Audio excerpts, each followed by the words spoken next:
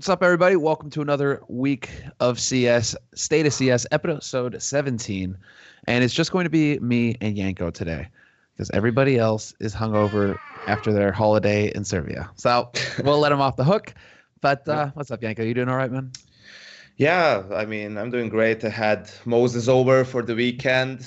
He's feeling a bit under the weather. I think it's safe to say, probably still hangover from it. For me, it was just another weekend in Serbia. What can I say? Yeah, I saw pictures with Nico and everything. It looked like, yeah, you guys had a really good time. Yeah, Jason started dabbing way too early. I told him, like, you need to stop. You may or may not lose your arm. Do people in Serbia even know what dabbing is, though? That's the question. What kind of I like question how I'm is just that? assuming that you We're guys not all live under a rock or something, but Yes, similar. And you will come and visit once as well, and your prejudice will be shattered. perfect. I look forward to it, man. We'll schedule that. Well, I mean, it's been a fairly eventful week after all. So last week was a little quiet, but this week going into it, we've actually got quite a bit of news. So already we can start off with a big one, I suppose. We can actually we'll hold off on talking about Starseries because obviously Starseries is coming up next week. The qualifiers have all been wrapped, and we can go ahead and just like touch on that real quick.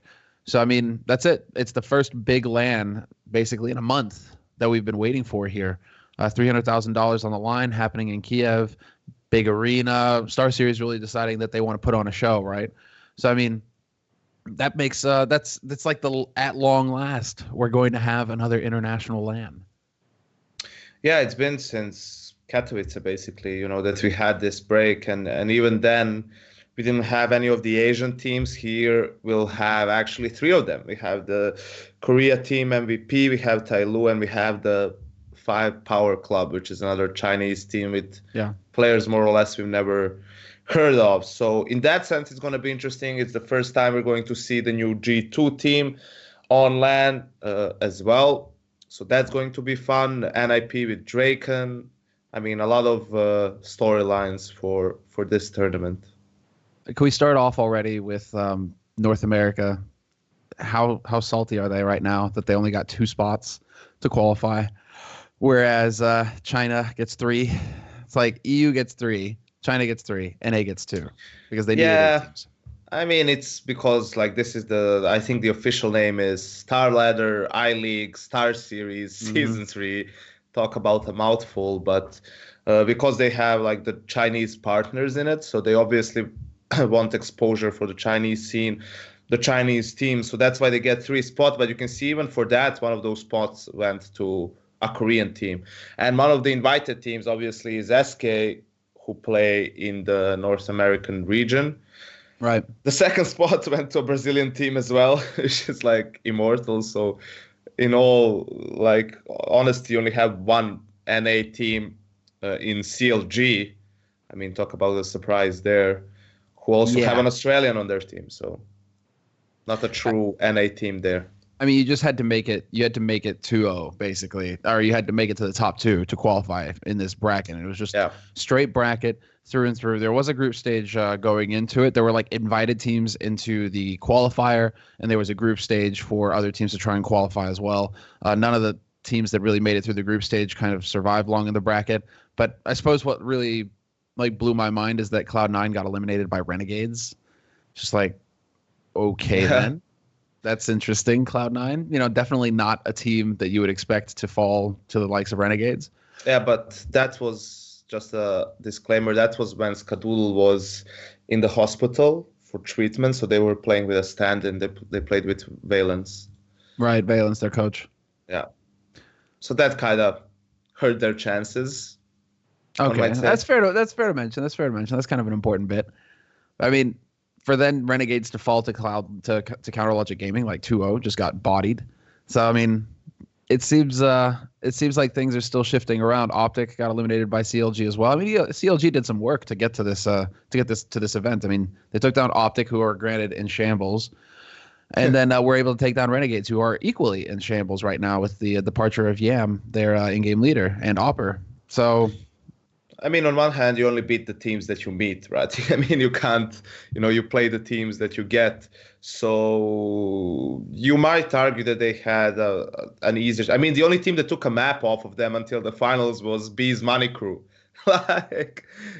So online games can always be a bit iffy. I was surprised by how they beat Renegades in the sense that Renegades got 6 rounds on 2 maps on the CT side, and those 2 maps were Train and Overpass, and they started as CT, so they got to play full 15 rounds right on those sides. So that was like just an abysmal performance by them, and that's the team that beat Cloud9. Okay, even with a stand-in, they still, you still need to beat that team, so probably something they won't be satisfied with. I mean, I'm just looking around as well right now. B's Money Crew are doing some damage. There's a tweet from Jason Lake earlier this week where he's just like, 14 years experience, 14 years in the industry, and there are a few times that have hurt as much as losing to B's Money Crew with his team in the qualifier for DreamHack Austin, I believe. That's B's Money Crew right now, man. They're doing something like that. In the what? It's either that or ECS. I can't. Oh yeah, it was myself. The ECS relegation. That's what it was. Yeah. Like for a spot, basically, and so that's painful. That's painful. B's Money Crew right now. I mean, if they can take a map, if they can actually, manage to take down complexity. I mean, obviously it's complexity. It's not exactly like they're standing out really right now. Yeah, that's the thing. They've had their own issues. I mean, they tried that whole thing of building a team around UK players, which is questionable in its own right as a long-term strategy. It's been how long? Over a year at this point, I feel like. So they need to probably rethink their own strategy revolving their team long-term, right? Because complexity, we know them way back for a team that was a world champion, that was competing internationally. They haven't been anywhere near like a major or anything of the sorts ever. I mean, with this, basically ever since they had that, the original complexity lineup with Hiko, Semfis, Sean Gares, nothing. And 5th guy, someone was also Swag. Oh, free hashtag. Free we had Swag back then, DreamHack Winter 2013. Moving swiftly on from that painful subject. Don't worry, we'll get back into that later. But I mean, it's it's a sad state of affairs considering that was, and what was worse was at the time, the team, that roster eventually left for Cloud9 because I believe Complexity were trying to hold on to their sticker money or something like that. Players didn't really appreciate that, but that started the whole dialogue as far as the players, the teams, who gets the money coming from the stickers, who should get more, whatever. Like that launched that whole dialogue, that whole fiasco, basically, that meant that Jason ended up losing. Basically, the team, the NA Hope at the time. I mean, it's a great example for some of the other maybe team owners or etc. I'm sure that if you rewind the situation now and you offer him to give like that sticker money or whatever, or the percentage, or give them a higher percentage of it to the players, he would definitely take that. Look at where his team is now and where like the Cloud9 players are, at least in terms of like market value, not necessarily in terms of like results, because the team got divided to an extent, but shattered. I mean, hell, if you look at the qualifier, there was still Misfits in it even, and Misfits got 2-0'd in the bottom half of the bracket by Immortals, who later went on to qualify. So I mean, it's like there's no shame there, I suppose, for Misfits because they ended up losing to the guys who actually went on to qualify. So there is that. Immortals definitely one of the harder teams to run into in this bracket, but that's just Sean Gares, basically that leader at that time who managed to go so deep with the NA team. It wasn't until Liquid rolled around again we had an NA team that was actually capable of putting up the same numbers. You need to be able to go deep somewhere. But here's a question for you: like, how long do you give Misfits before they either A, become like a team that will qualify for a big tournament and make an upset or something like that, or B, just get their players like poached, like get Twists, goes to another team, or Sick. To be fair, they did qualify for Vegas. They played at Vegas. But, I think it was obvious there that they still have ways to go before they can compete at a tournament like that. It does feel like they're kind of in a position right now where I think you're spot on, man, where their star players, especially when their star players are making front page of Reddit, where people are like, dude, this guy's numbers are nuts. That sort of attention is gonna get noted by teams that are looking to make these roster changes. I mean, I would expect a team like Optic, for example, struggling right now to figure things out, to be looking closely at that, or even Liquid. I mean, Liquid have always shown in the past that they're willing to make plays to pick up big talent. So not that, Sicker Twists are big per se just yet, but it seems like they have the potential to be. Definitely. And it's also a matter of they are NA players. We see more and more NA teams, because of the lack of NA talent, of maybe contractual obligations, they turn to EU, Pimp coming to Liquid, things like that. So I'm sure that some of these maybe owners, GMs as well, would like to have an NA team because it's more marketable for them, right? They can get more value out of sponsors and all of that. So we'll see. I'm sure that they have a strong contract in a sense that there would have to be significant buyouts involved and all of that. But it's just general when you look at the NA scene, you feel like out of these 3 or 4 teams, like Cloud9, Liquid, Optic, right? Maybe put even Misfits there. You can create like not just one, but probably even 2 very, very strong teams. Mm-hmm. It's just a matter of, each team is missing like a player or 2, and there's no shuffle involved as of just yet. So we'll see. I'm just waiting to see the Miami Flamingos esports team go far. That's what I'm waiting on. I mean, we got teams like Muffin Lightning. Muffin Lightning even played at E-League, So I mean, it's like those guys, they're out there. But with a name like the Miami Flamingos esports, dude, I want that team at a major. I want them at a major, and I want them to play on the stage. And when they go out on the stage, I want them to go out with the song "Push It to the Limit." And just ball out of control, basically. Pink tops. I would keep an eye out for Luminosity, the 3rd Brazilian team in the NA scene. They just managed to qualify for Austin over CLG, I think it was. And I remember watching them play in the last season of ECS in the online part. And sure, it's just online games and shit, and they were like bottom of the table, something like that. But I saw like it was still early for that team, and on their T sides they had good ideas of how to play the map. I remember they played Nuke against Immortals, and they were like doing good stuff on the T side. So for me, whenever I see things like that, I can like say for a team that there is hope for that team. That they just need more time to polish things out, to figure out some of the nitty gritty stuff. But when you see that they have like generally a good idea about the game and good idea on how to play certain maps, especially on the T side, because more often than not it's a higher side to play, then you think like there's hope for that team, and they've been together ever since then, and they've been showing promise. It would be hilarious if you get like a 3rd Brazilian team in NA that starts taking spots from some of the NA teams. That's where you really like wonder what is it that not necessarily like the Brazilians are doing right, but why can't some of the NA teams replicate that same result? They definitely have talent, maybe the lack of in-game leaders, but yeah. I mean, it could be a lack of in-game leaders. I mean, it always feels like a tombola when you're talking about NA. Look for a topic or an excuse. Pick one. There you go. Oh, we're not getting paid enough. I don't know. Like, it's just there's always going to be an issue with North America, it seems, and potentially because Luminosity, like the other Brazilian teams, moved to NA. Like, they're fully committed. Maybe that's what's actually like changing it up in the mindset, where it's just more real for the Brazilian players. Like, everything is on the line. They do not want to move back to Brazil. They're moving to NA. They're picking up their lives to compete. Yeah, absolutely. I think it's the quality of their practice, I think, is the best way to put it. And their time spent on CS is way better than most of the NA teams, I guess, if not all of them.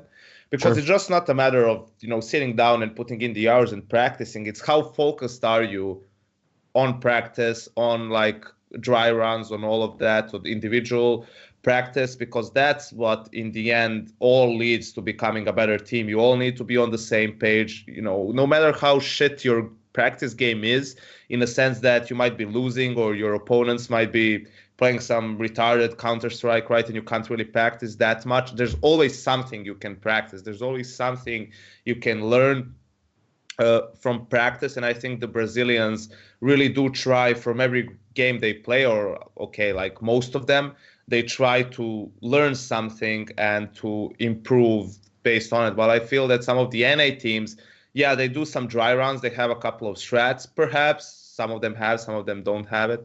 And then Sure. they like go and just play and just call those strats and run them without really thinking a bit in depth on why are they doing things. When is the right time to call a certain strat?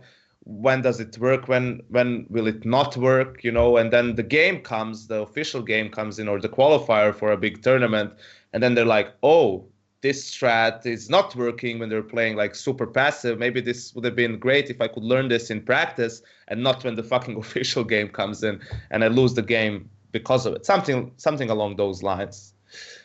I've even heard wild stories of teams, treating prac as in where everything is ideal, right? Where it's just like, oh, but in prac we have all the money, all the rounds, and so we're constantly just running full incendiaries, full HE, full everything, all the nades, all the utility, everything like that. And then they get into into an actual match, they lose the first few rounds, they don't have the money to buy the utility, and they're like, shit. Well, how do we hold? How are we going to hold if we only have a smoke and a flash, no incendiary? Yeah, at this point, you feel like people need to be aware of that things are not going to always be ideal, and you need to have like setups or plays or strategies when you have a weak buy. When some players are going to have just utility but attack 9, and some of the players are going to have maybe an AK and low utility, something like that.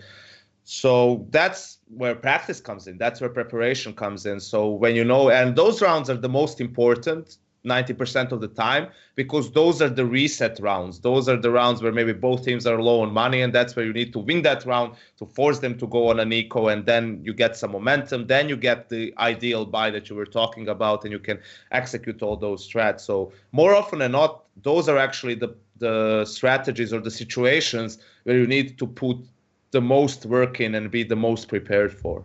Yeah.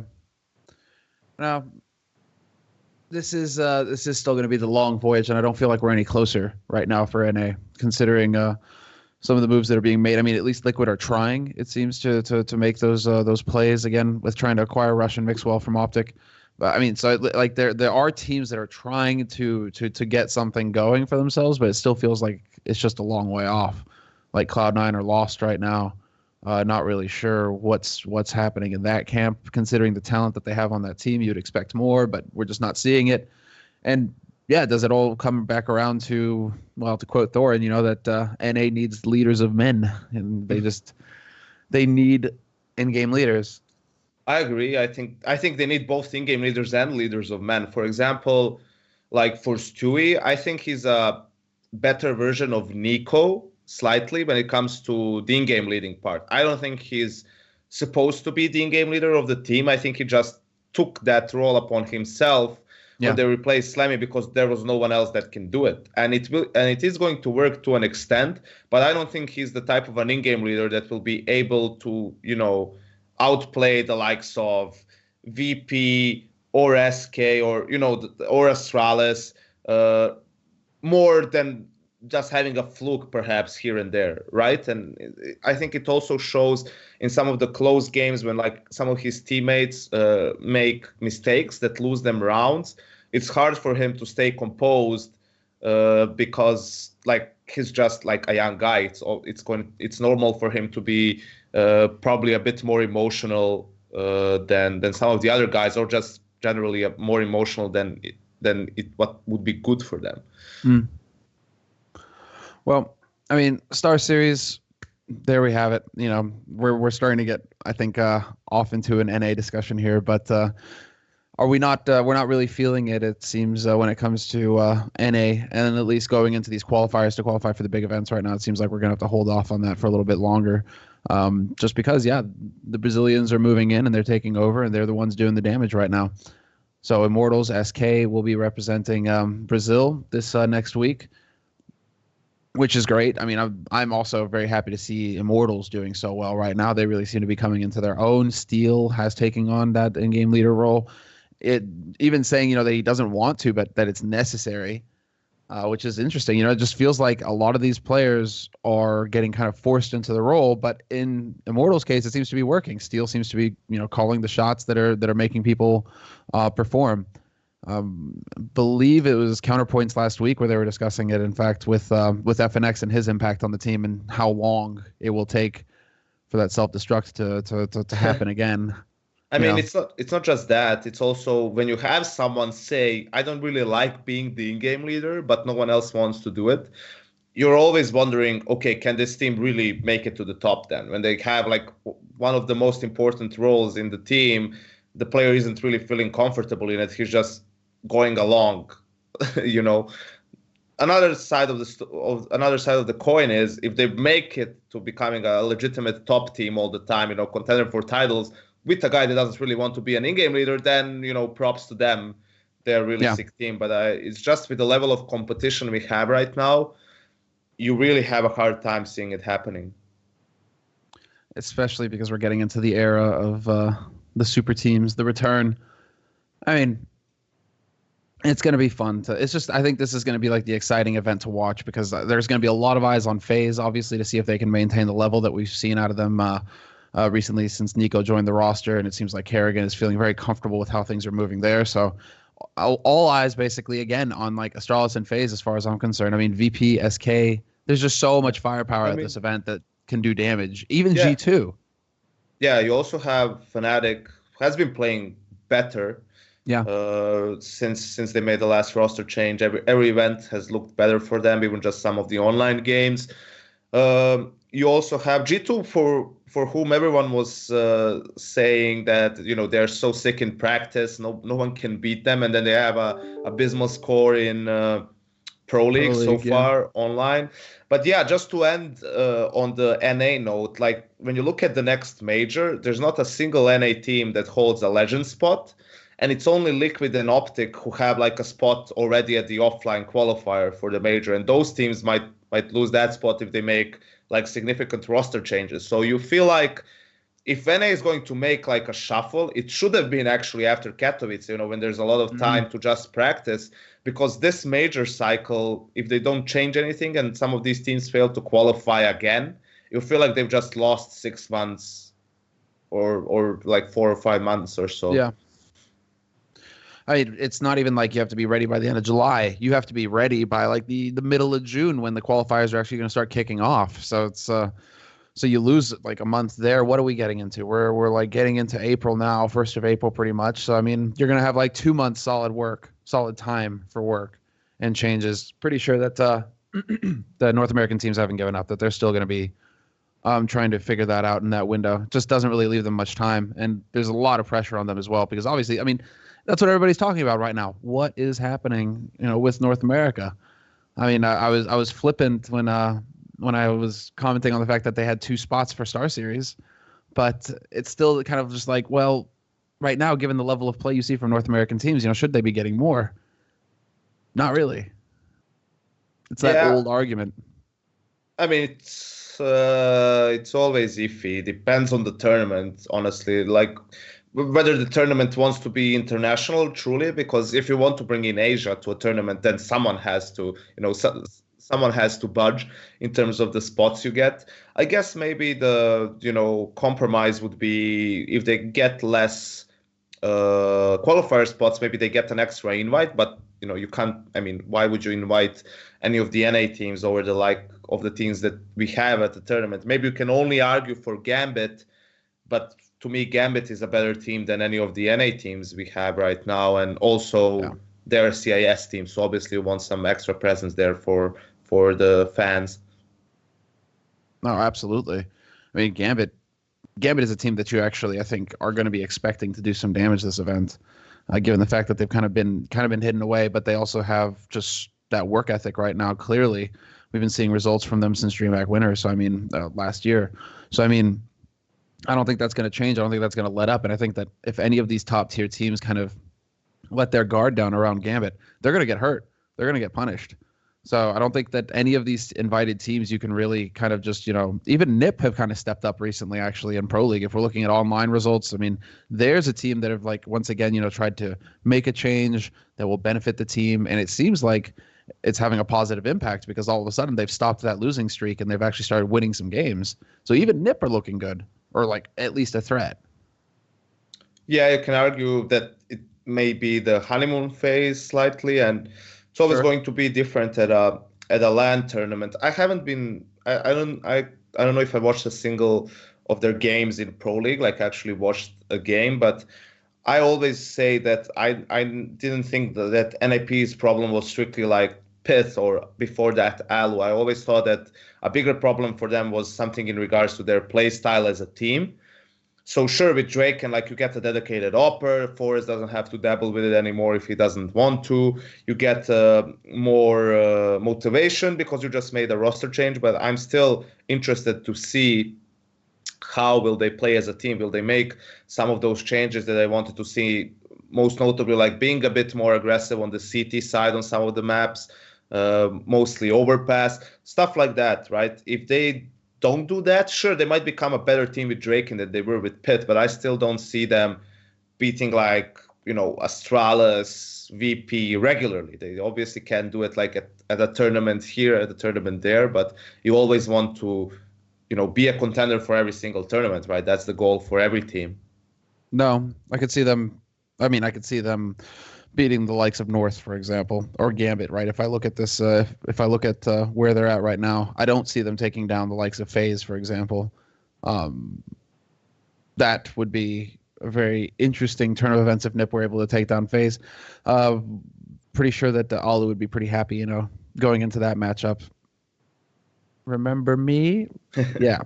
So that's it on Starseries. I think we should start moving on a little bit just because we're going to just keep on going. There was still just a bit of good news, actually. Well, good news. Good news for discussion, we'll say. Not necessarily good news in the sense that going into ECS right now, apparently Dignitas are going to retain their spot. And it's the brand that will retain the spot, not the players. So this, this I think deserves at least a comment just because it is interesting when...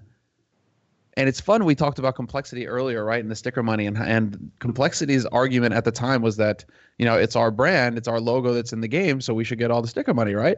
Whereas, it's the players that put your brand there in the first place to begin with. That was the other side of the argument. And it kind of feels like a similar situation here with ECS, where it's just like Dignitas wouldn't be there if it weren't for the players keeping them there and performing. And so, should the brand retain the spot or should it stick with the players? For me, in the end, it's a discussion between, do we want like to be more maybe professional isn't the right word, but you look at it from a league standpoint, right? To create revenue, to attract sponsors and all of that, they need to be able to provide value. And if a team is going to lose their spot simply by like losing a roster and getting someone else, that creates a problem for them, right? Then you make a comparison to sports if you want to. It's always like the teams having the spots, even if they make a couple of roster changes. Now for Counter-Strike, I believe, and for the fans, the viewers, they obviously follow. They don't really care that much for which organization a group of 5 players plays for. They want to follow the team, not the organization. So myself, and I guess all of the fans would probably want to see North playing in that league instead of Dignitas, but you can see like the reasoning behind that decision pretty much, right? Is that you need to be able to create value. And also when that league was being formed, one of the probably guarantees that the teams got was if they lose their roster, probably with a like caveat that their new roster still had to be like relevant. You can't just get 5 Serbian players for Dignitas and it's like, yes, we get the spot in ECS, let's go. So it still needs to be a good team to an extent, and then you can keep the spot. What's painful in particular for the North players is that they went through the relegation phase or the development league or whatever you want to call it, basically the means to be able to get back into the league to compete in the league, and they ended up losing 3-1 to Fnatic. So Fnatic were having a pretty good night, just showed up and wrecked them basically. So not only do they, they lose their spot due to the roster change, then they just can't even actually qualify to get into the damn thing. Yeah, I think that's also important to note that they did have a chance to qualify. Sure, you can argue that they were supposed to be in the league in the first place, but in some of these other leagues, you see the other team not even being able to fight for a spot. So before the qualifier started, I think you'll probably say, yeah, North is like they have a 75% chance maybe to make the league anyway. So it's not that bad. Unfortunately for them, they run into Fnatic, as you said, and Fnatic played really well in that series. Yeah. So they lose out on the spot, but it's definitely interesting. I think like when you talk from us, the viewers, and the Counter-Strike and all of that point of view, I think everyone would be for North keeping the spot. But when you talk about how if we want to grow like as an industry and, get more sponsors in, more money so that everyone has like better conditions and so forth, I think that this decision is probably for the better in this particular situation, right? Mm-hmm. Well, you're talking again about brand recognition, right? And but that is exactly where you start to wonder which brand is the one that's really carrying it. Is it Cold's brand? Is it Pasha's brand? Or is it VP? I mean, VP are kind of a weak example just because it's been the same roster with the same team for ages now. And so they're pretty much synonymous at this point where it's just like VP, that's those players and you just know, right? But when it comes to these brands like Dignitas, et cetera, it's like, okay, yeah, Team Dignitas, great. We know the name, but it's not like the NIP or the VP where it's just such a solid unit around the team. Like the whole brand has been built around the players. Hell, NIP won't even get rid of their core four, right? That's a case where it's like, okay, right, you're going to go ahead and keep that brand alive. Whereas Dignitas, I don't feel like they, or many of the other rosters, it's a bit tough to say that, there's going to be fans of the brand instead of more like I'm a fan of Coldzera. And I'm going to follow Coldzera wherever Coldzera goes. I think it also depends on the fan base, right? Because the Polish fans are so passionate in general. I think VP really did get a lot of value of having like the Polish team playing for their roster, because VP before that exclusively had CIS teams in all of their games, more or less, right? Yeah. When you look at Dignitas, through the teams they've had, I don't think they gained as much from having like the different iterations of the Danish lineup as VP has gained from having the Polish guys. I think Sweden is a good example, similar to Poland to an extent, because there's a lot of esports fans there, and it just gets exemplified by the fact that it's a Swedish organization as well. So they got a lot of value from that. But I think, let's say if, Cloud9, for example, or maybe someone like G2, if they had an all Swedish team, I don't think G2 would get as much value as NIP has, so it also depends on that, for me at least. So in this case, you'd say in this case, are you for, or are you against it? I mean, we've kind of like laid out the different points of view, but do you think in this case it is the brand that should have stayed and not the players? It only depends on the point of view. Like me as a player and as a viewer, as an ex-player, I would have wanted to see North. But as someone who is like a part of the industry, like as someone who works in it, I think this is probably the correct decision to go with, even though it pains me greatly to say that out loud.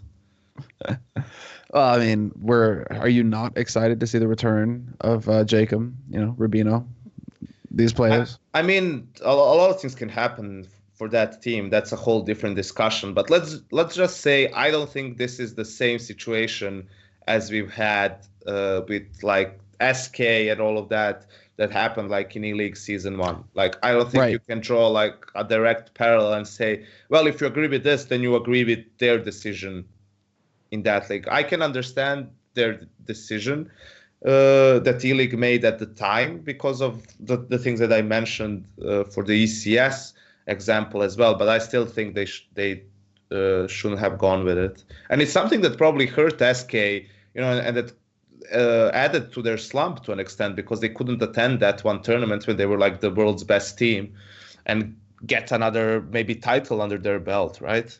Mm-hmm.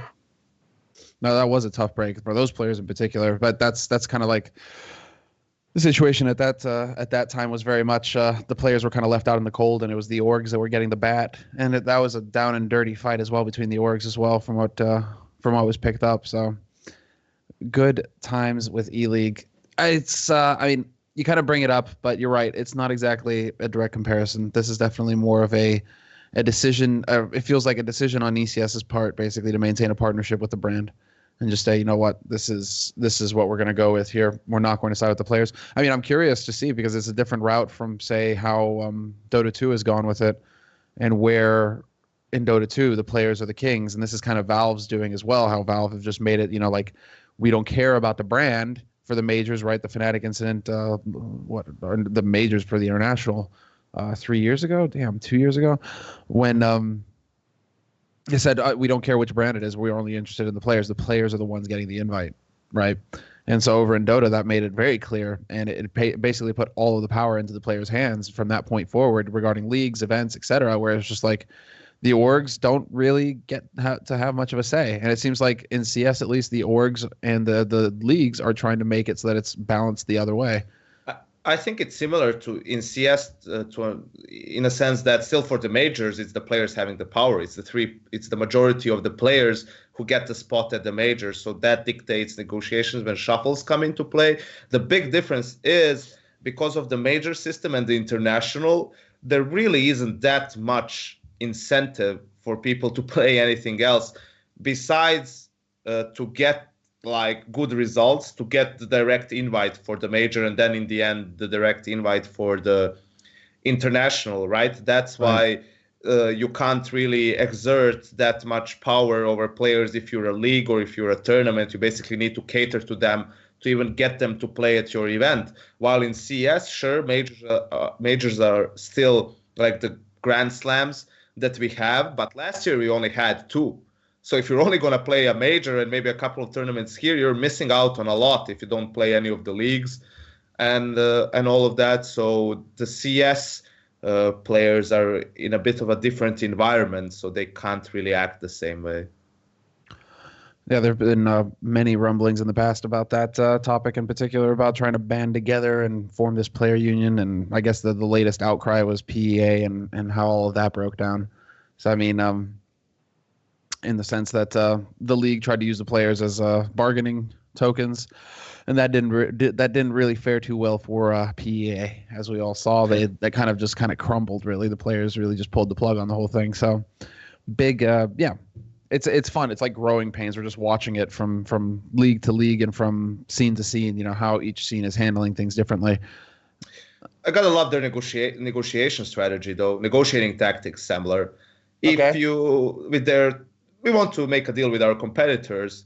If you do not vacate this whole region that you've been in for the last 10 years and leave it to us, we do not want to make a deal. Sound. If I were ESL, I would jump on that offer and be like, yep, please, by all means, go and take this region. We will just jointly organize the LAN finals. Brilliant. That's sick stuff. I mean, it's not like ESL have an office over there as well with like 200 employees or something working out of it as well. Like, well, okay, guys, you're all out of a job. Go home. It's brilliant, isn't it? But Semler, I think it's time. It's time to move on. Is it time to get into the real meat? It's time to move on to the good stuff. Talking about ESL. Oh boy, it's time. It seems like they decided it was time to make another one of those executive decisions. It was. And so we'll go ahead and just get right into it, boys. This is an interesting decision made here by ESL. There's plenty of different ways to look at it, but to start things off, basically they have changed their rules concerning players with VAC bans for ESL 1 and Pro League. So basically taken over the rules apparently that were in place before in their other properties, and basically decided, you know what, we're going to make it a blanket approach now for all of our properties, that these are going to be the rules, and basically saying 2 years for a VAC ban. After 2 years, if you get a VAC or ESL ban, ESEA ban, whatever, you can start competing again after 2 years. That's what it boils down to. So, Yanko, I know I could see you're just like, woo. Okay, so go ahead. I'm going to launch you. I mean, it's the same for IEM.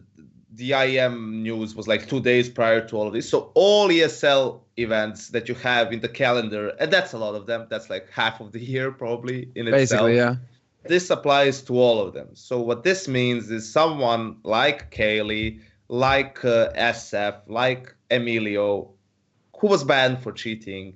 Now, I think it's been 2 years, probably. Yeah, it's definitely been 2 years. So now they can make a team all together. Why not?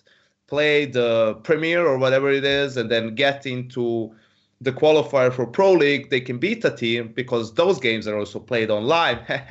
And then they can qualify for Pro League. And then you can have a situation where like Kenny S and Apex play against Kaylee, who basically ruined the second half of 2014 for them, where they were like one of the world's strongest teams and they couldn't play the major because he was VAC banned. So how ridiculous this is, Semler, that out of all companies, it's ESL that makes this decision when we have the anti-doping agency formed by them, because that was a fucking incredible issue that needed to be dealt with. When we have all those like equality stuff like Aniki and all those initiatives, which I support for like, bringing equality into esports, whatever that means. Mm-hmm. And all of that mainstream stuff, like we have like ESEA anti-cheat on LAN, that's also like super, super good. Then we tried with our audio system to prevent any like tampering, so there's no way that the players can hear the casters when they're playing on stage. And also we're going to let the players who've been banned for cheating come back. Did you think that they were just like, look at all of these accolades over here, let's just try and sneak this one through real quick? Because I don't even think they announced that. It was just found in the rule book, like as in it was just changed in the rule book. I think it was like, I mean, I don't know if they announced it like later, but it was on their website as well. So maybe someone found it and then they just released a statement to get ahead of it. I'm not quite sure about the timeline. But yeah, I like how also as soon as like everyone, of course, got fucking ballistic about it, there was an appropriate tweet longer, of course, because why would you release another statement on your website? Let's just do a tweet longer and say that, yeah, this is like, we're glad that this sparked a discussion or something like that. I have to like find the exact phrasing. Sure. But it's like our policies are not set in stone and we will work with relevant parties on optimization. Like this wasn't something that could have been done beforehand. Hey, we want to make this decision. This is a bit controversial, letting people who've been accused of cheating come back into the scene. Maybe we should see what the players think or what, I don't know, someone else thinks, and then see if we should alter it before we make a final decision. Listen, let's just like ship it. No, they're not. That was their scapegoat. That's their way out, the back door, Yanko. You just pointed it out. Because what happens because this doesn't apply to Valve events, right? Valve sponsored events, i.e. the majors, minors, etc. You're not playing if you have a VAC ban. VAC ban is a life ban. That's it, done. As far as Valve are concerned. But that one paragraph that you just pointed out, where it says, we're always open to discuss with any of the parties involved if the rules need to be changed, altered, whatever. That's basically if, 2018 rolls around, ESL 1 Cologne comes up, and it's a major. At that point, Valve are going to be like, right, that VAC ban rule that you got, I don't know about that. And that's where ESL can say, well, we had a discussion with Valve, and for this event, unfortunately. I mean, they even said that it's excluded for Valve-sponsored events. Like, that's when the rule doesn't apply, right? How convenient. But it's ESL 1 Cologne, bro. I think people need to understand the extensiveness of this decision. So this doesn't only have repercussions in a sense that these players will be allowed to play in ESL events. Like, you need to understand, ever since that incident happened, we haven't had any cheating or bans in the pro scene. I think that situation was overblown to begin with early on, but never mind. Right? What happened. We got those people banned, and people realized, okay, if I fuck around with this, if I even try and I get made, I will not be able to play ever again. Like, my career is ruined.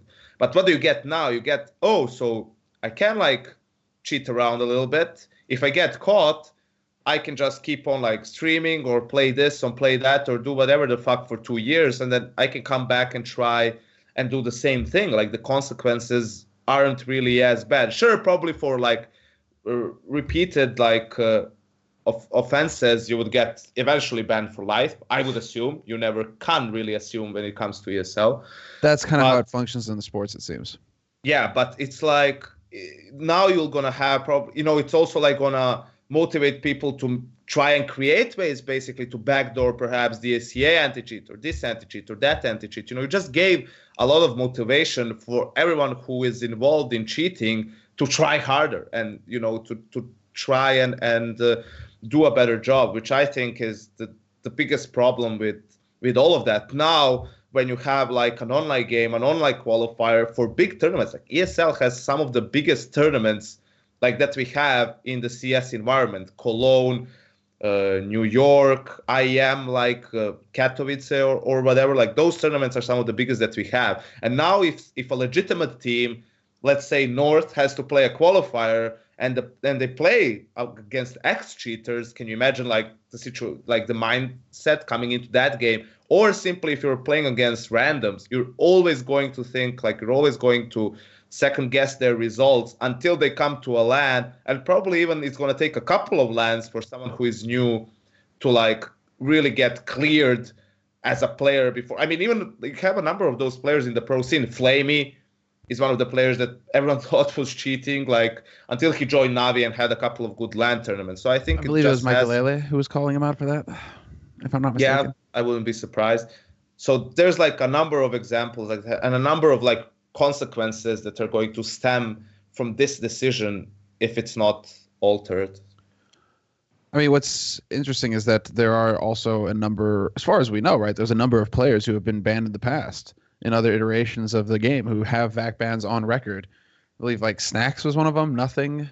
Like, players that we know today as household names have got histories with, VAC bans in them, and yet they're competing because it's a different version of the game. Is that what's happened?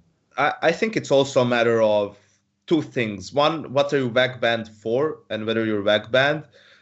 And the second thing, when did the ban happen? Because, I mean, you can't really blame someone for something that happened like 10 years ago or 7 or 8 years ago, because where CS is now, it's a whole different landscape. Like, no one knew, no one was excited. Maybe even if someone like cheated or did it for fun, not even in an official game, like Kaylee said that he only tried it out in matchmaking. If something or like Emilio that said happened, that as well, yeah.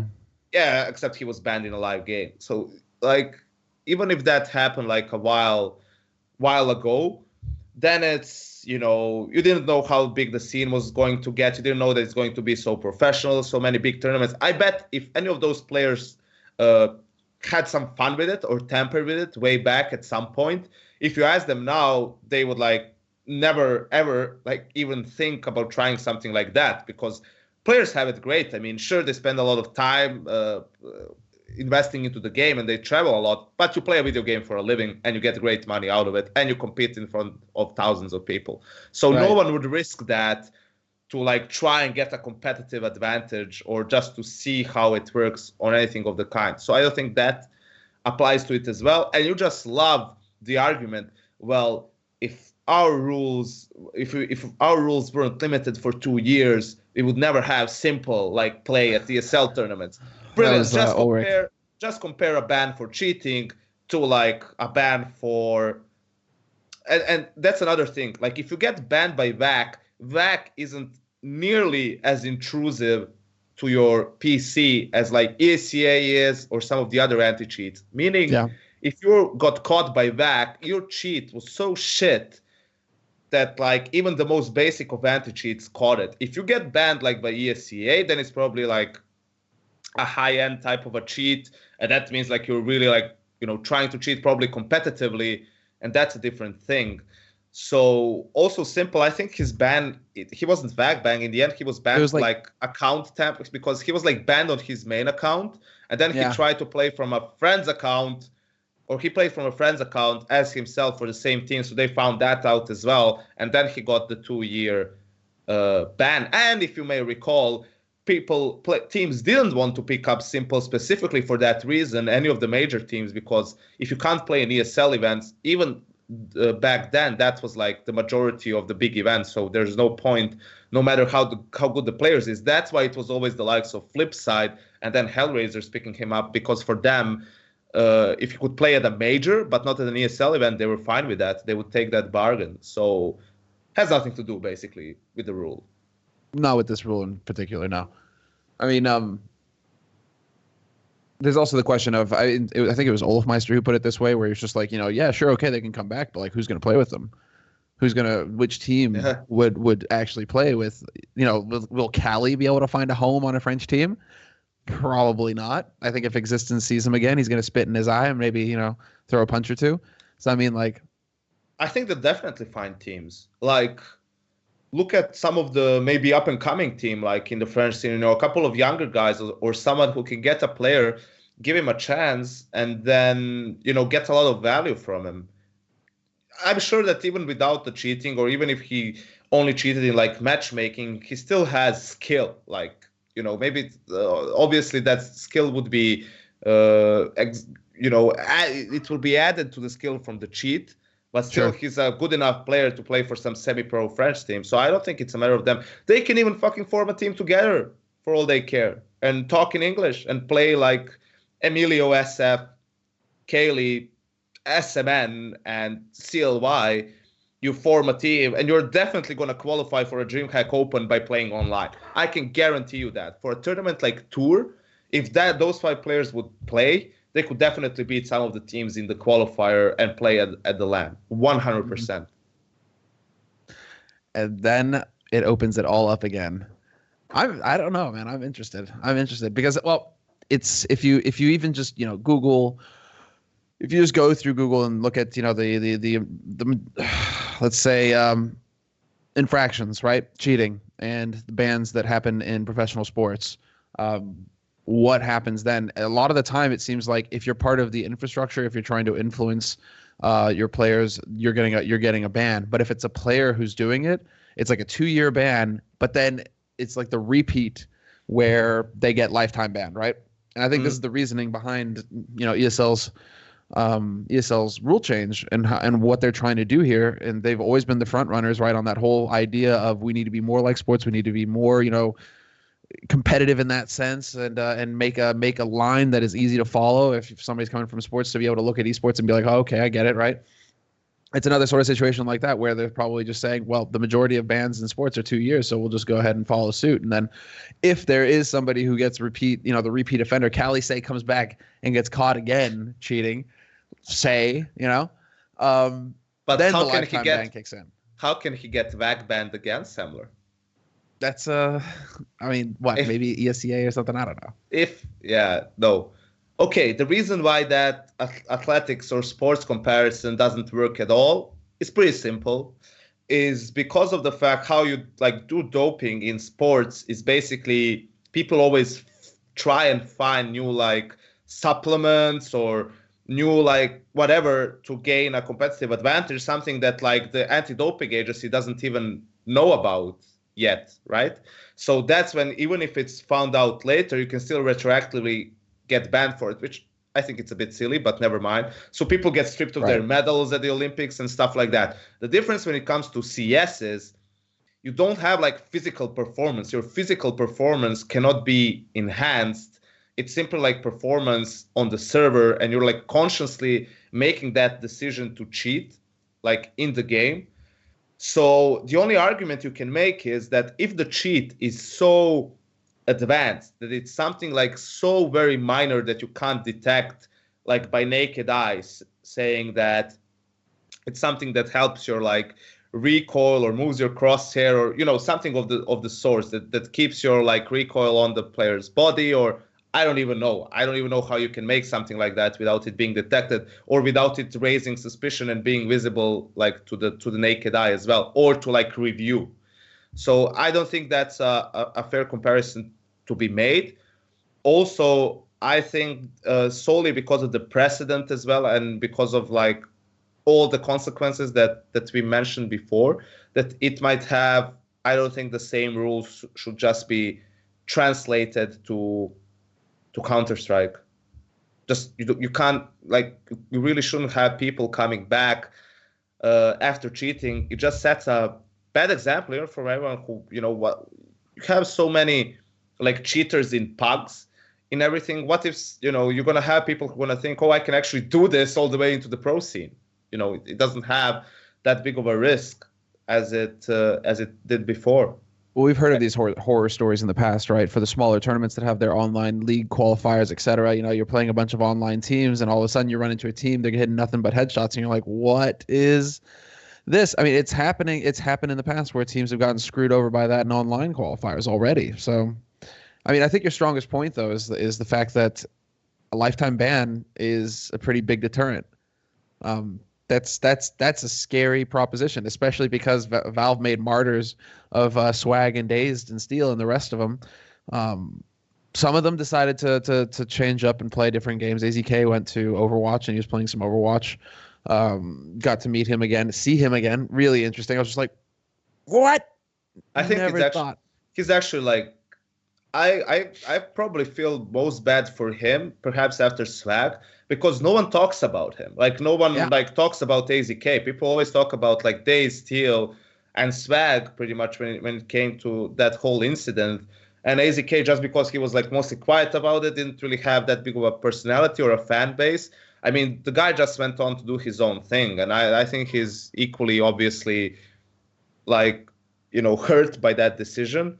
But yeah, I think the end point for me, at least, to close out on the whole cheating argument is that I don't even know why you would do it for sports. Why would you let someone who consciously wanted to cheat his way into results, why would you let them come back and compete again? What's the notion behind it? Their life is not ruined by you not allowing them to compete. They just can't compete in that sport that they decided to cheat in. There are other things you can do in life, like whatever. If you have a degree, go work in your field. If you don't have one, go be a, I don't know, janitor or something. I mean, that's what you get for trying to cheat your way to become like the best in whatever you decided to compete in, right? Mm-hmm. The only argument that I might agree to is if there's a certain age threshold, right? If someone cheated when they were like 15 or 16 and perhaps weren't aware of the repercussions back then, which is something you can't even say right now. The same thing people make argument for Swag maybe, but not for Dazed and Steel when it comes to all the match fixing stuff. He was just too young, didn't really realize what he was getting himself into. And then maybe after a couple of years, you give him a chance to come and play again and see if he's going to make the same mistake. But even then, if he makes the same mistake again, then you set a fucking precedent for all the kids as well. So everyone knows, if I want to be a pro player, I can't do this, this, and this. Otherwise, it will end my career. I don't see why that should be a problem. If anything, I think that's beneficial for the scene in general. This is where we get back into the whole idea of having a court of appeals. WESA. That's one of these sorts of organizations, these bodies. Not WESA in this particular case because they're still unfortunately tied to ESL, so they aren't fully they aren't fully standing outside. I mean, frankly, it shouldn't even be with any teams involved. It should just be a body on the outside, no possible influence, no possible hand over this body that will review the evidence case by case. You'll have some baseline things where it's like, I suppose if you get VAC'd, I mean, obviously then it comes down to, okay, yeah, you got VAC'd. When were you using the cheats? The thing is that VAC is on a delay as well. So it can be that that's the tough thing for Emilio, is that it was unfortunate, but it just happened live for him that he got caught that way. I mean, I don't think he was cheating in the match. I remember your reaction. That was hilarious. Dude, I was like, no, there's no. Did Emilio just get VAC banned live? That this actually happened. I mean, and that was his teammates like, pause. time out. Yeah, right. Like time out. But I mean, that's the worst thing is that it would require like a level of cooperation from Valve that I don't think Valve are willing to offer, because that would demand time and effort on their part. It would also involve them having to go back and look at the records and see exactly when Valve pinged the guy, perhaps. Was he in matchmaking? What was he in? What form? Was it competition at that time? Like, was he competing in a match or was he in scrims? It's one thing to be using hacks in scrims versus, using them in online matches, for example.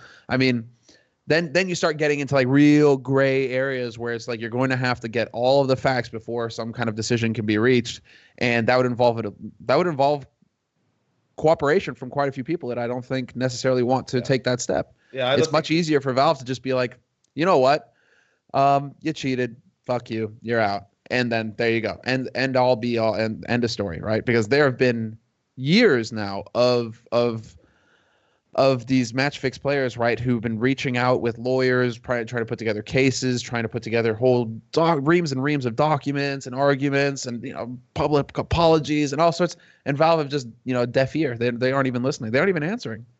So I mean, that's the approach really that I think everybody is so used to in esports though, is that a ban is a ban. Yeah, and I agree with it, because I don't think we're like as developed as an industry as a whole, or as a esport, not to say a sport, to basically make those decisions and by ourselves, right? WESA doesn't have nearly enough like power or anything or authority to be able to delegate those decisions by itself. So yeah, I think that's the main reason why we can't really take that path. There was something else I wanted to say, but I forgot now. I lost that train of thought. Okay, what do you think about this counter argument that's definitely going to rise? Is like, yes, but people, they get sentenced, they get convicted for murder, and they still get out of prison eventually. Like, why Some of them. Why can't you get exonerated or after for like cheating in a video game? The difference with that is like, by putting someone in prison, you are only by being in prison, you basically ruin their life. It's a question whether they can like get a proper job ever again, and they're rotting away in prison. And you also have different types of crimes, even for murder, like murder, like I don't know how you first degree, second degree, English, third in degree, sense blah, like blah, murder from passion, or like in hit, stuff like that. And you have like premeditated murder, which is like fucking, those people don't get out of prison for at least like 30 or 40 years. I think it's like first degree for them. I think that's what it is. I don't like know. In US, degree, like, you have degrees of murder and all of that stuff. I don't know. In Serbia, we just have murder. No, I'm kidding. But yeah, it's a whole different case. That's the main argument actually for it, is that you don't ruin someone's life by not letting them play Counter-Strike. You do ruin someone's life by putting them into prison for 10 years. And actually, being 10 years in prison is probably going to make you rethink like your life decisions and whether it was all worth it, right? So I don't know. I just think no matter, at least until we're really, really developed as an industry, like until we're at the level of a sport where you have like an association, like you have the NFL, right, where you have the league or the NBA that can make all these decisions that everyone will follow and they are an exact authority, I'm perfectly fine with having people who are banned for cheating, especially caught by the VAC, never be allowed to play the game at a competitive level ever again. I mean, Kaylee gets a couple of €100 on his stream, right? If not even 1,000 or more. That's enough for you to make a decent living out of streaming, as far as I'm aware. Plus the donations, maybe depends on the subs. And all depends that. on what. Yeah, it depends on what. But I mean, you can definitely make some money off of that. You add some job to that, and you're making like pretty good money, I feel like. So, it's not like he's been fucked from life as a whole just from playing competitive Counter-Strike.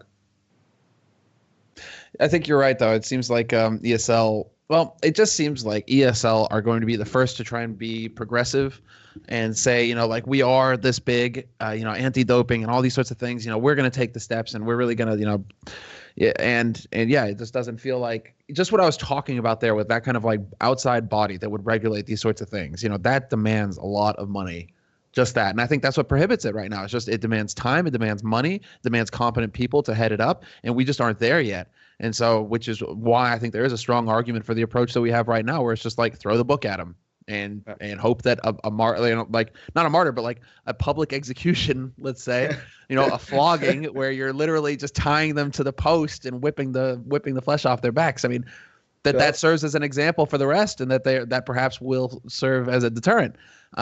Because as far as the rest of it is concerned, I mean, okay, when it comes to VAC, I mean, VAC is also something that could be very, in that case, like black and white, right? Where it's just as not getting into like when they were cheating and all these sorts of circumstances, if we want to discuss those gray areas. But more importantly, it's just like you got VAC'd, sorry, your hand in the cookie jar, that's it. It got chopped off, you're done. But when it comes to like match fixing and stuff like that, that's where it gets really interesting also, because you are subverting the spirit of the game as well in that sense, but it's so much harder to figure out, so much harder to find the evidence there. Do we still stand on the lifetime ban for those sorts of situations as well? That's very, very iffy as well. Personally, I probably think that the lifetime bans should stand solely because of the precedent it set. Right now, you only see it happening in like lower. We recently had, I think Richard posted it on his website or a video or something along those lines about match fixing in like an online cup, something like that. I can't really remember. I just remember seeing it, but you never have it in like tier 1 games. So the problem with that is those players had no idea like what were the consequences of it. They would never get into something like that if they knew that they would get a lifetime ban for it. They only got like some skins from it, pretty much. And the scene as a whole is different now. You don't have skin betting anymore. Only betting for real money. So for me, that's way more complicated than the cheating one. Cheating one is pretty clear cut. So I think the problem is this: if it was some other guys and not like Dazed, then still I would have no problem saying ban them for life. But because of knowing like the value that they've had for the scene, that they were like the two other in-game leaders or people who could be in-game leaders besides Sean at the time, you kind of want to see them play. But I don't think that's fair just because they are like great CS players. Because of that, to give them like to exonerate them more than someone else. I would argue for Swag because of all of that. Well, he was a minor at the time. Because he was a minor at the time and all of that. I think that's a good argument to remove the ban on him after a while. But I think for the integrity and for the precedent in itself, no matter how personally unfortunate I think it is, I probably think that it should stand, because again, it would just raise unwanted potential issues, right? Where people would, for an unimportant, like, let's say, Pro League game, right? One team is already like out, but it's a good team, it's a favorite, and maybe the other team is fighting for survival in the league or is fighting for a spot for the playoffs. Maybe this team just decides. I don't think that even that scenario would happen because there's so much money, as I said, for the players in general, from prize money, all of that. It's not worth risking it until maybe one day someone comes and says, "Listen, I'll give you 50,000 each to fix this game." I hope it never comes to that point, and it's probably not because of the iBuyPower thing. I mean, it was March 14th, so 2 weeks ago as well, where.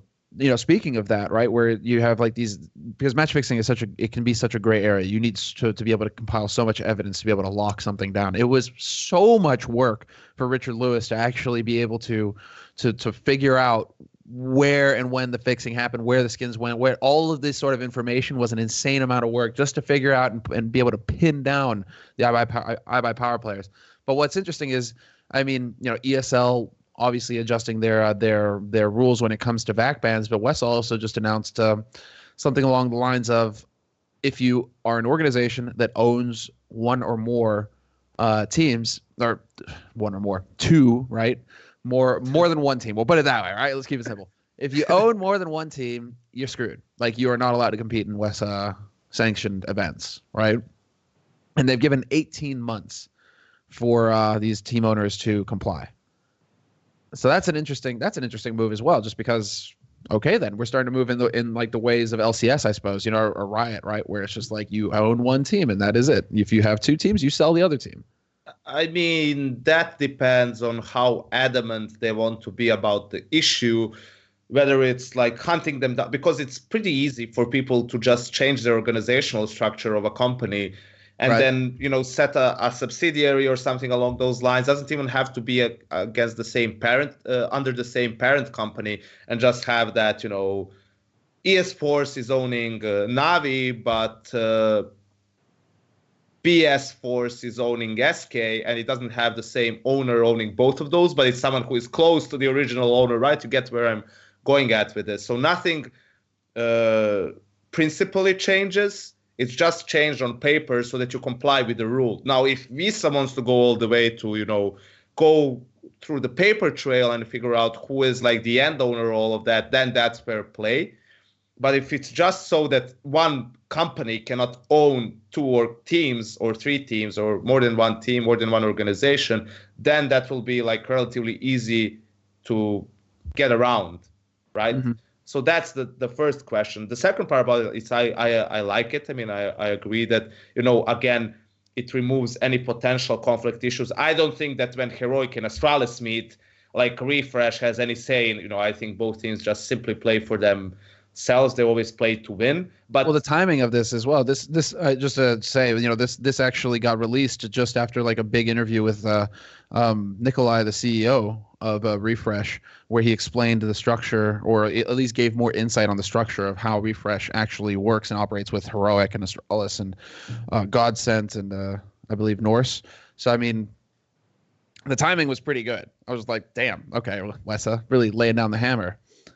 I mean, and in that interview where he was like, he announced that interview there or two before and really didn't say anything. Like, yeah, we at Refresh, the teams are, the players own a share, but they play for themselves. But we want to at some point make them. It's like basically you said nothing there, and still like the players will always be motivated. You still own the teams. So yeah, the question arises. That's another situation you want to avoid.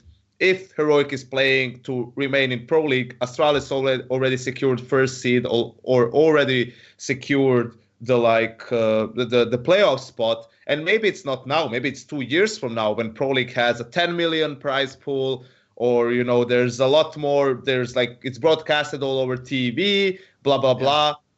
Maybe that's where Astralis, we're gonna try out some new strats in this one particular game.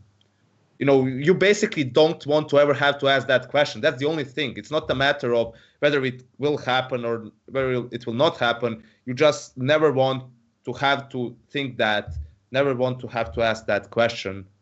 I think that's the only thing. And that's basically it. And I think that's where a lot of this is coming from. I mean, we're talking about Refresh and Astralis, but there's also the question of ES Force with them owning SKVP, I believe SKVP Navi, right? Yeah. Same thing. I mean, everything, the same rules apply as they do to Refresh. And I think that's where a lot of journalists, when this announcement first came out, the outcry was, well, you've given them 18 months. Like you could have come out with this sort of thing and said you have 3 months or 2 months to comply.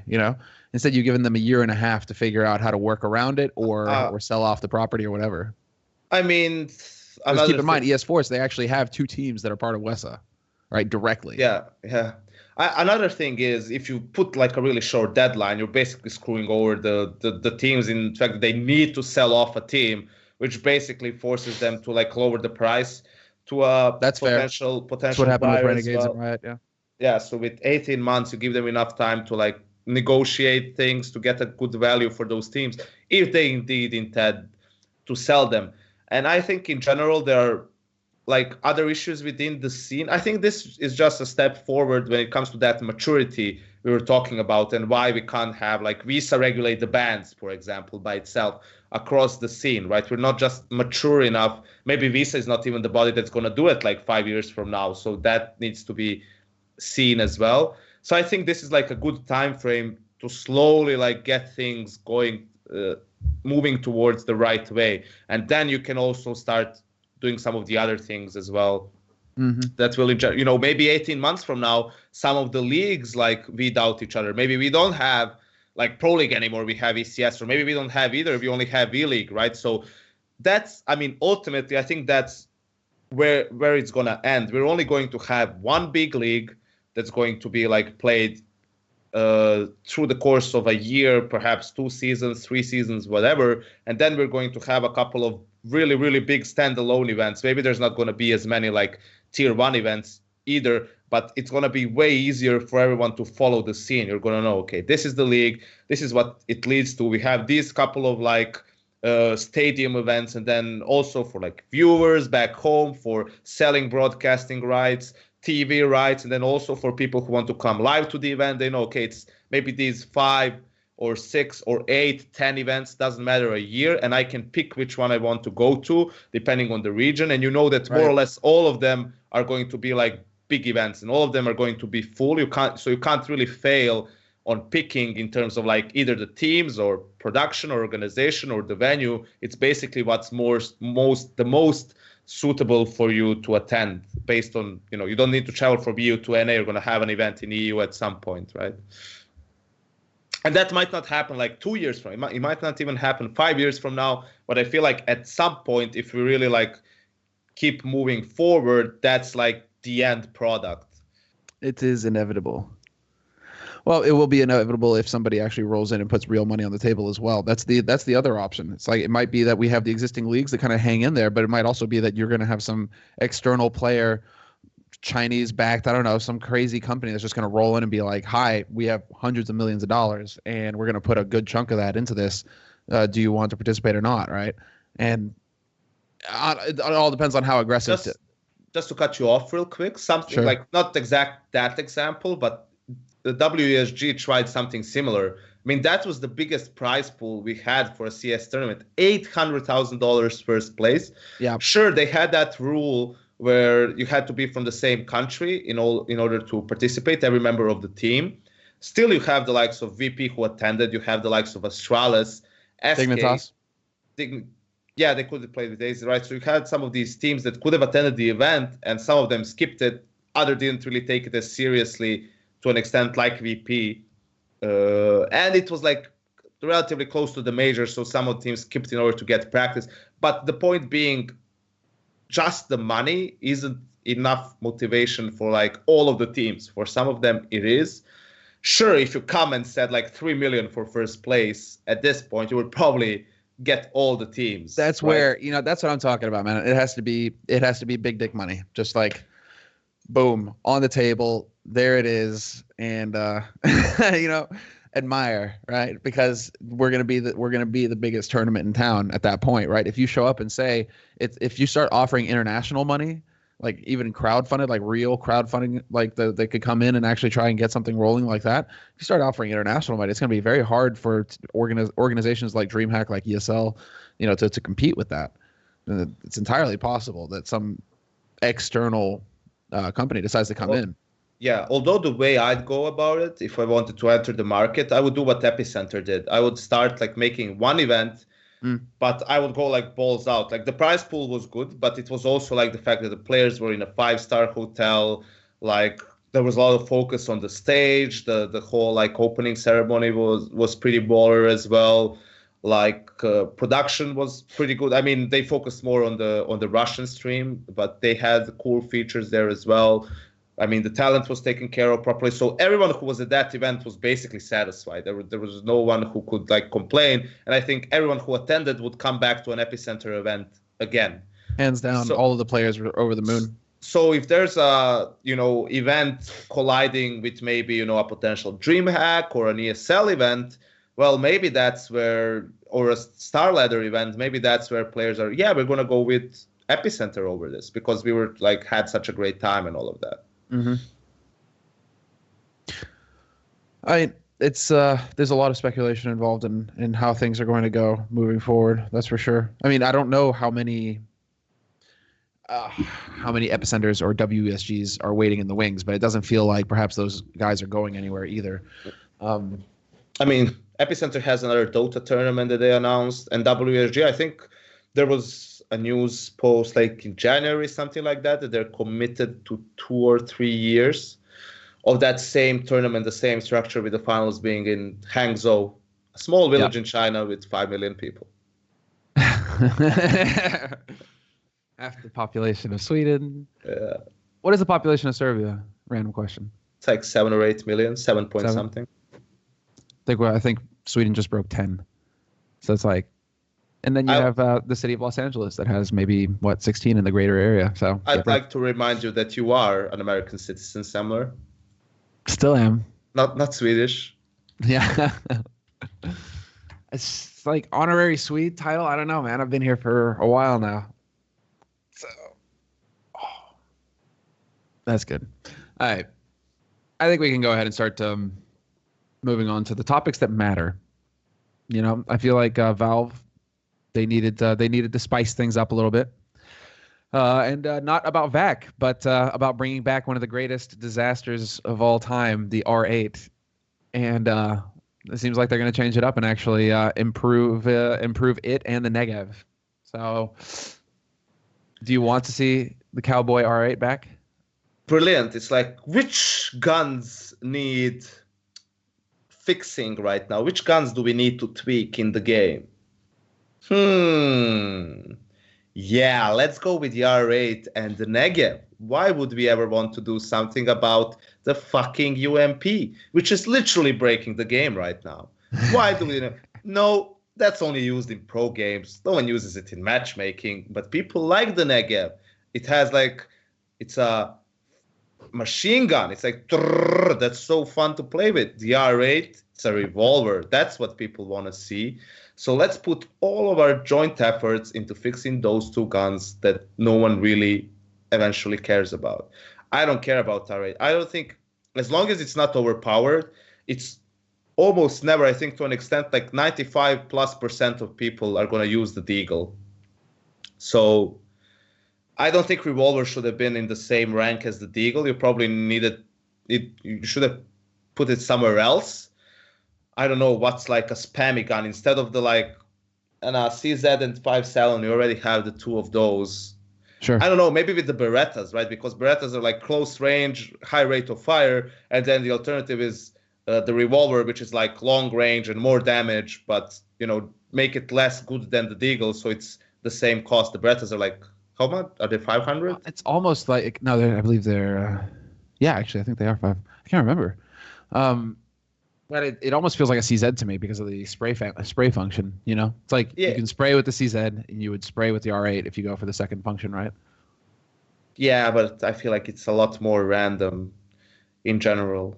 The only issue. I mean, it just feels like the design is off with that gun when you look at what you're capable of doing when you jiggle peek with the Deagle. Just ask Nico.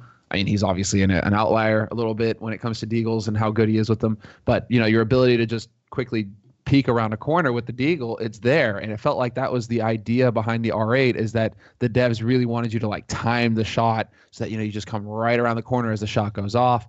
But you can do that so well with the Deagle already that it seems kind of pointless. Exactly. Why would you need to hit the timing with pre-cocking it if you can just peek and fire with the Deagle, right? It needs to be like stronger than the Deagle, and the Deagle is pretty strong, so that doesn't work. So what are you gonna do? Nerf the Deagle, and then leave the revolver where it is so it's stronger? Well, then the Deagle is being pretty useless. I mean, with Deagle, people that's the problem. People look at these guns and they see like, that's the problem. They buff, or this is what I don't understand.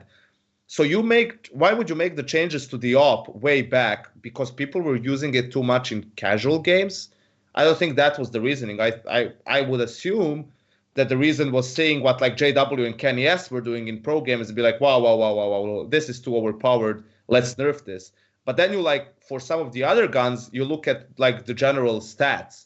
So basically you see like the revolver and Negev are not being used, so you want to buff it for it to be used more. So why are you trying to like replace the Deagle because of like you see Nico getting crazy shots with this? It's like takes a lot of like effort, practice to really get good with those guns. It's not like people in casual games can, you know, do the same with the Deagle. You got to make that money, honey. Gotta get them skins. They're like, dude, we've got a revolver up in this bitch. Like, we need to find a way to make that gun get used so that we can obviously make more money off of skins with it. Simple as that. Problem solved, Yanko. Maybe they should release a new operation if they want money. People buy straight into that. Maybe a new operation when it comes to the return on investment is not good. Maybe it's too much time. This is the thing. It's like they could be ramping down on CS when it comes to, because what do they do with skins, right? Level of involvement there. What we've seen so far is some tweaks made to balance, maps that are being created, in some cases not even by them, skins not created by them either. They just get to pick and choose what they think looks cool and what's going to sell. Boom, there you go, free money for them. An operation, though, shitload of work on their part, and a major as well, shitload of work on their part, right? So, maybe you should have more than 7 people working on the game, or 11, or 10, or I don't know. Yeah, I don't even think they have that now. I think it's like down to 5 or something. I think, Matt Wood is the one I know who has moved off the project, but I don't think that most of them are even hanging around on CS very much. I just want some game, Samurai. I want a Call of Duty of some sorts, or a Battlefield, or something that's going to challenge them, because this needs to stop. Actually, doesn't need to stop. It needs to move the fuck on. It would take a developer of the likes of like Blizzard or Riot or somebody massive to basically just move in and say, okay, we'll take on the FPS genre and we'll do it in a way that's actually going to be competitive with CS. Because right now it's much more like you have Titanfall, COD, Gears of War. You have those shooters, but they're all kind of like Halo. They're all kind of over here. There's nothing as demanding as CS. At least it feels like there's nothing as demanding as CS right now in a competitive sense. So I guess you're right. I agree. I mean, Overwatch is not the same thing. You can't really. It's TF2. It's closer. Yeah. It's closer to like COD or LoL than it is to, because of abilities, right? Yeah, exactly. So I mean, it's you can't exactly say that it is. That it's CS. I mean, you're right, but it also could just be like it all comes down to just like the devs are running a business and they're probably thinking, well, when we invest this many hours, when we get this return, right? Okay, that's one thing. But when we invest very few hours, perhaps, and we're still making this much return, well, then that makes a lot more sense. You just got to wonder, like, is that going to maintain the community? Are people going to? We also don't know what was the involvement with the operations. How many people were doing the missions, and how many people were just like, oh, cool, operation, I buy the coin, but now I'm just gonna go back and matchmake, Like we have no access to that kind of information. So unfortunately, we're like operating for in the dark. Them. As long as they buy the fucking coin, spend the Skrilla, who cares? Make a bunch of like smaller. I mean, I don't give a fuck about operations, man. I don't care. Yeah, it's just like I know, but it's just a matter of like I understand their thought process. I mean, I understand that when it comes to being laid back because they're still making bank, as you said. That's why I mean. What they want, like a competitor, so they can't afford to be as laid back, because I feel that this game can be so much more than it is. Doesn't even have to be all at once, but just do it gradually so that people can see progress all the time, right? Like you see it with Dota. Oh, well, Dota, they reinvent the game. Why do you do it with Dota? Because there's League. Because you want people to play Dota, not League. You know that for CS, people are not going to straight on switch to Overwatch because it's a different type of a game, completely different feel. Everything's different, right? So that's not like an immediate alternative.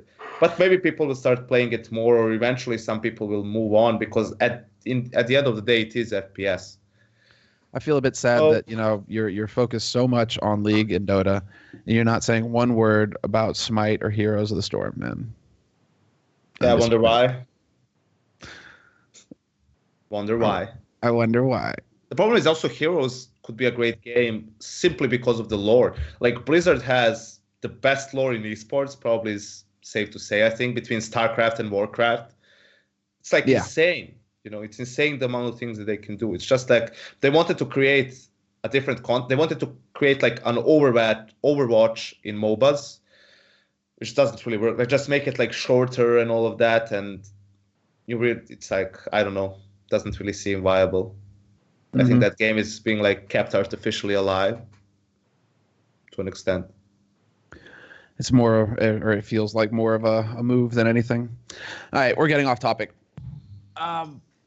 So basically, R8 is back, boys. Let's see what it can do. Woo! Negev as well. Apparently, we got laser beam now. So, woo! If you're just going to hold an angle forever, I guess that's the idea behind it, like suppressing fire, like real suppressing fire. Maybe. I don't know. We'll see. Interesting idea. Maybe I'll just buy Negevs every buy round and we'll, make it work. You can tap at that thing too, man. Andersville.